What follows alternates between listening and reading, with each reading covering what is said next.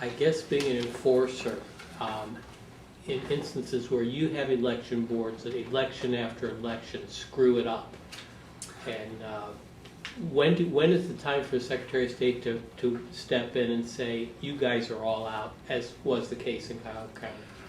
Well, that's one particular decision that at the time I didn't know what the current secretary's motivation was in it, but in having time to look at what happened there, I think it was probably the right decision. And I think you have to exhaust all of your options first. That you give people a chance to fix the problems on their own. You have to be clear about what it is that you don't like, and provide tangible examples of what you want them to do to fix it. But if they refuse to or are unable to, I think at that point in time that you owe the voters in your role as the chief elections officer a chance to respond. You owe them you have the responsibility to make a change.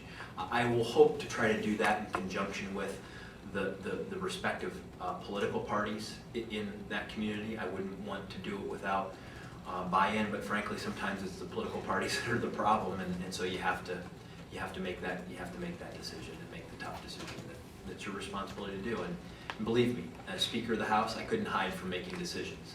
I've had to make a lot of them in my life, and I'm not afraid to make them, but I also know that there's a way to make them in which you can minimize the fallout for whatever it is that you do.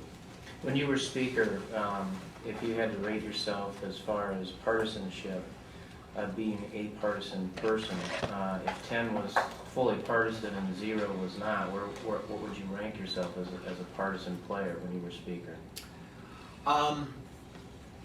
I guess I would rank myself differently at different times. I certainly don't consider myself to have been overly partisan, and I think sometimes, depending on the issue and the willingness of the other side to cooperate, you have to be tougher than you do at other times. But I always try to choose the process of inclusion. And I'll tell you some things that I did tangibly that I think made me less partisan than any speaker that I'm aware of that preceded me.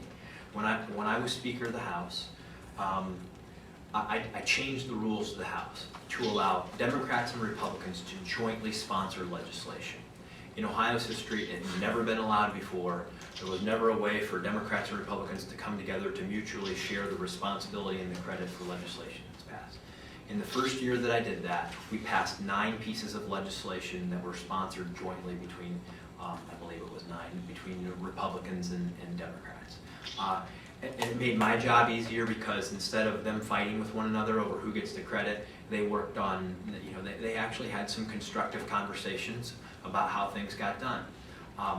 And my predecessor, a Democrat, Armin Budish, continued that process. And then when I got to the Ohio Senate, Senate President Bill Harris started that process because I was able to prevail upon them that, look, there are a lot of bills, whether it's updating the dental laws or updating the traffic laws or whatever, that don't need to be partisan. And you can build a structure in place to help avoid that. And let me also add that when Ted Strickland became governor, I passed a bipartisan budget through the Ohio House unanimously. Every Republican and Democrat voted for it when it came out. For those times where you had to be more forceful, or for those that aren't as educated in their view, perhaps from your standpoint, that feel that you're partisan, or more partisan than you need to be, how do you respond to that, given what you want to do here with this office? Well, this is the thing: is that everybody in life wants to lead, but nobody wants to make a decision.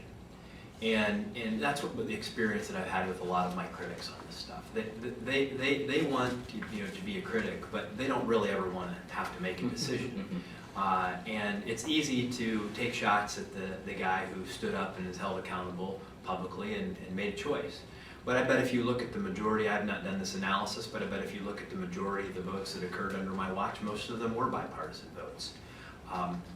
There were times, I'll give you an example. When I became Speaker, there were a few things that I wanted to do.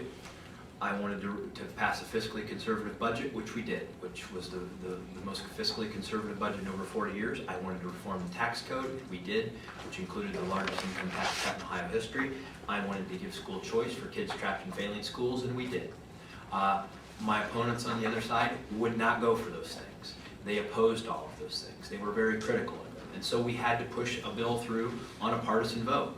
But I believed that those are the right things to do. I believed that the public thought that those were the right things to do, and I was willing to stand up and lead alone if I had to.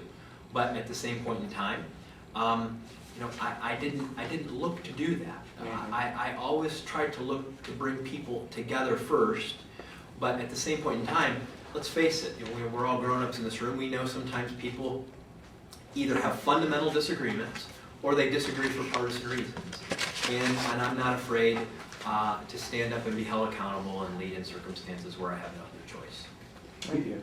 You've sort of made a reputation lately for trying to change the redistricting process. And if you're elected Secretary of State, what role would you play in that? Trying to make it more bipartisan? Yeah. Well, I have been a leader in this process, and I have been since 2005. I have consistently supported resolutions to try to change Ohio's Constitution to fix this process. I think that there are a lot of people of goodwill who want to do this in both parties, and we've made a lot of progress at building consensus there. I think there are a lot of people who make a very fine standard of living, being partisans or lobbyists or special interest groups that don't want to see this change, and they have been solid obstacles at prohibiting that from happening. And as Secretary of State, I will continue to push for my resolution, Senate Joint Resolution 5, which changed the present system from one where the governor, the auditor, and Secretary of State are the deciding votes in a partisan process for drawing lines, and change it to a 7-member board that includes the governor, auditor, Secretary of State, Speaker of the House, Minority Leader of the House, President of the Senate, Minority Leader of the Senate. 7 members, requiring a 5-member supermajority to pass any resolution, and at least 2 of the 5 votes must come from members of the minority party. That is the plan that I have supported. That is the plan that I will continue to support and try to get this on the ballot to change for the future. In the interim, we have the present system, but having said that, I will do my best to build as much consensus as I can around a bipartisan plan under the present system. What form or shape that will take, it's pretty hard to know, because I don't know who I will be working with in that process, and that matters a lot.